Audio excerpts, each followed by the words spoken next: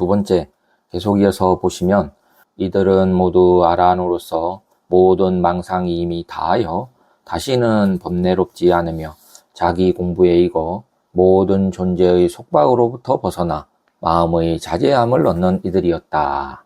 첫 번째, 아란이라는 말이 나오는데요. 아란이라는 말은 다 아시죠?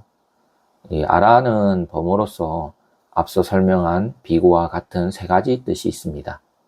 이 앞서 비구의 뜻이 뭐라고 했죠? 걸사, 걸씨가는 사람.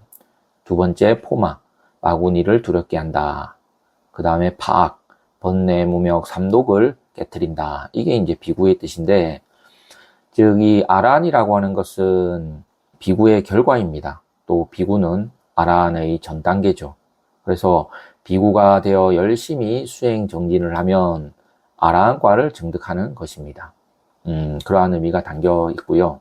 이어서 아란에 대해서 좀 더 설명을 드리면, 이 아란은 제가 다른 본문에서도 한번 설명을 드렸는데, 이 아란에도 이 세 가지 뜻이 있습니다. 첫 번째, 응공이라는 말 들어보셨습니까? 응공, 응당히 공양을 받을 분이다. 이 비구는 걸사로서 밥을 빌어 먹는 사람이라고 했죠. 그런데 비구가 열심히 수행을 해서, 즉 아라한과를 얻으면 그 수행의 결과로 아라한이 되면 응공이 됩니다. 인간과 천상의 공양을 받을 자가 됩니다. 그래서 인간과 천상의 사람들은 마땅히 아란에게 공양을 해야 됩니다. 그래서 응공이다 그래요. 두 번째, 아란을 살적이라고 합니다. 살적, 적을 죽인다 이런 말인데요. 무슨 적을 죽이냐 하면 무명의 적을 죽이고 번뇌의 적을 죽이고 또 육군의 6가지 도적을 죽인다라고 해서 살적이다 그래요. 이 중생에게는 6가지 도둑이 있거든요. 항상 이 6가지가 도사리고 있습니다. 6가지는 아니, 비, 설, 신, 의. 이 6가지가 항상 우리를 괴롭혀요. 그런데 이 아란이 되면 이 6가지 도적을 완전히 죽인다 이런 의미가 되겠죠. 그 다음에 세 번째, 아란은 무생이다 그래요. 왜냐하면 불생불멸의 지혜를 증득했기 때문에 그렇습니다. 아란은 생도 없고 멸도 없습니다. 이 반야바라밀이죠. 그래서 아란을 증득하여 무생법인을 깨달으면 이 삼천대천세계 일체 모든 만법에 생도 없고 멸도 없다라는 것을 보는 겁니다. 이 불생불멸을 보는 거죠. 생에도 생함이 없고 멸에도 멸함이 없다. 이러한 이거를 딱 보는 거죠. 그거를 이제 반야신경에서는 반야바라밀, 금강경에서도 이 반야 이렇게 설명을 하는 거죠. 하지만 이러한 경계는 오직 부처님만 알 수 있습니다. 이것은 말하려고 해도 말할 수 없고 오직 마음에서 찾을 수밖에 없기 때문에 무생법인이다 그래요. 법인은 불교에서는 깨달음이다 얘기를 해요. 밖으로 얻는 게 아니다.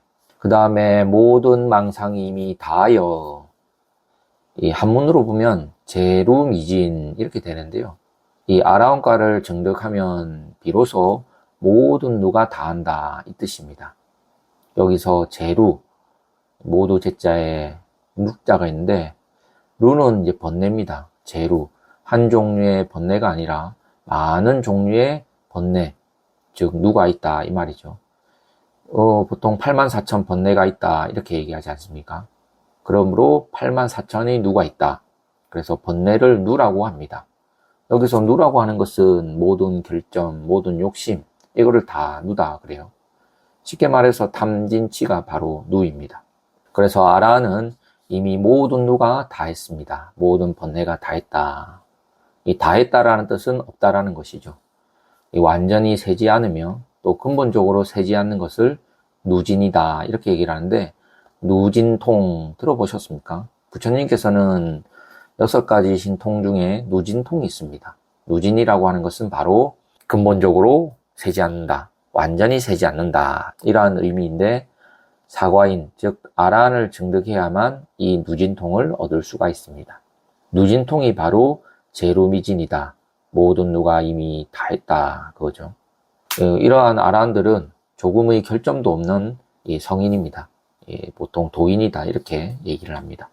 이어서 다시는 번뇌롭지 않으며 무부번뇌, 즉 아라한 대비후들은 이미 누진통을 얻었기 때문에 이 번뇌가 없습니다. 하지만 누진통을 얻지 못하면 번뇌는 여전히 있습니다. 그래서 무부라, 다시는 번뇌가 없다. 왜냐? 할 일을 이미 다 마치고 또 윤회를 받지 않으며 생사를 모두 마쳤기 때문에 번뇌가 없습니다. 그렇다면 이 번뇌라는 게 도대체 얼마나 많을까요? 보통 삼독, 탐진치 이렇게 얘기도 하는데 번뇌가 84,000가지나 되는 많은 번뇌가 있습니다. 그런데 이 84,000가지나 되는 번뇌를 모으면 뭐냐? 딱 한 단어로 무명입니다. 그래서 모든 번뇌는 다 무명에서 나옵니다. 이 무명에서 나오는 번뇌는 세 가지가 있는데요. 삼독이다 이렇게 얘기를 합니다. 삼독이 바로 우리 불성을 덮고 있는 거죠. 그래서 본래 부처인데 다만 탐진치, 삼독 때문에 알지 못한다 이런 얘기가 나오는 겁니다. 즉 중생이 무시이래로 예적 없는 시작부터 지금까지 성불하지 못한 원인은 바로 이 세 가지 번뇌가 있기 때문에 그렇습니다. 삼독은 탐욕, 성냄, 어리석음 이렇게 가르치죠.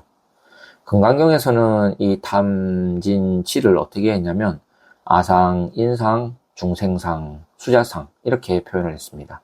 아상이 탐욕이고 인상이 성냄이고 어리석음은 중생상이고 수자상은 애착이다 그래요. 애착으로 표현을 했습니다. 계속해서 보면 자기 공부에 이거 세득 길이 자신이 이익을 얻는 정도에 이르렀다 이런 뜻인데요. 그렇다면 자신의 이익을 어떻게 얻게 됐는가? 이 아라한들은 이미 모든 세는 것이 다하여 다시는 번뇌가 없기 때문에 자기 이익을 얻을 수가 있습니다. 그러면 중생은 왜 자기의 이익을 얻지 못하느냐? 그것은 얻는 대로 잃어버리기 때문에 즉 다 새버립니다. 이 유류 그런 말 들어보셨죠? 얻는 것이 다 새어나가 버리기 때문에 이 자기의 이익을 얻지 못하는 겁니다. 그러면 법화경에서 이익이라는 게 뭐냐? 진정한 이익이라는 게 뭐냐 하면 바로 불지혜를 말합니다. 부처님이 지혜를 얻는 것이 바로 자기의 이익입니다. 즉 지혜가 없는 사람은 진정한 이익을 얻지 못하는 겁니다. 그래서 지혜를 얻어서 아라한과를 증득해야 비로소 자기의 이익을 얻었다 이렇게 말할 수 있는 겁니다. 여기 보면 길이라는 이익이라는 게 나오는데요. 길이, 이 자기가 깨닫는 것입니다. 이른바 자각하는 것이 자리죠. 그리고 다시 자신의 깨달은 도리로 일체 중생을 교화하는 것이 바로 이타, 각타 이렇게 되는 거죠. 그래 자리 이타, 자각 각타 이런 말이 이제 나오는 겁니다. 마지막으로 모든 존재의 속박으로부터 벗어나 지는 없다라는 뜻인데요. 무엇이 없는가 하면 마음의 번뇌가 없다라는 것입니다. 이 제유라는 것은 유는 이제 번뇌인데요. 유는 이제 욕계의 번뇌, 색계의 번뇌, 무색계의 번뇌가 있는데 이 마음의 번뇌가 없다라는 것을 말합니다. 마지막으로 마음의 자제함을 얻는 이들이었다. 대아라한들은 마음속에 즐거움이 무변합니다. 이 자제하다는 것은 즐겁다라는 것인데 이보다 더 자제한 것이 없고 이보다 더 즐거운 것이 없다 이런 의미가 되겠죠. 무장무예 이렇게 장애가 없고 걸림도 없다. 고심무가의 무공포 이렇게 되는 겁니다. 여기까지 설명을 들었는데요. 어떻게 좀 쉽게 다가가는지 모르겠습니다. 이렇게 하나하나씩 자세하게 배워보는 그러한 시간을 가졌으면 좋겠습니다. 비록 이 법화경이라는 경전이 굉장히 분량도 많고 하지만 이번 기회에 조금씩 자세하게 한번 공부해보는 그러한 인연을 맺었으면 좋겠습니다. 그러면 다음 시간에 또 뵙겠습니다. 공지사항이 있습니다. 자비도량에서 11월 23일부터 자비도량 참법 기도를 봉행합니다. 매주 토요일 오후 1시부터 자비도량 참법 기도에 많은 동참 바랍니다. 교재는 도서출판 운주사에서 나온 자비도량 참법 기도 책입니다. 사진으로 올려드리도록 하겠습니다. 이 책을 개인적으로 구매하셔도 좋고 개인적으로 어려우신 분들은 자비도량 종무소에 문의하시면 택배로 보내드리도록 하겠습니다. 그리고 혹시 법보시에도 동참하실 분들은 이번 기회에 동참해 보시기 바랍니다. 이 자비도량 참법 기도에 동참하신 분들은 매주 토요일마다 40불공 때 부처님께 업장 소멸과 소원 성취, 만사형통을 발언하는 축원을 해드리고, 그리고 서가모니 부처님 상단에 동참하신 분 이름을 올려드리도록 하겠습니다. 그러면 이번 자비도량 참법 기도에 많이들 동참하셔서 무한한功德 지으시고 업장 소멸과 참여하는 그러한 수승한 인연을 맺어보시기 바랍니다. 감사합니다.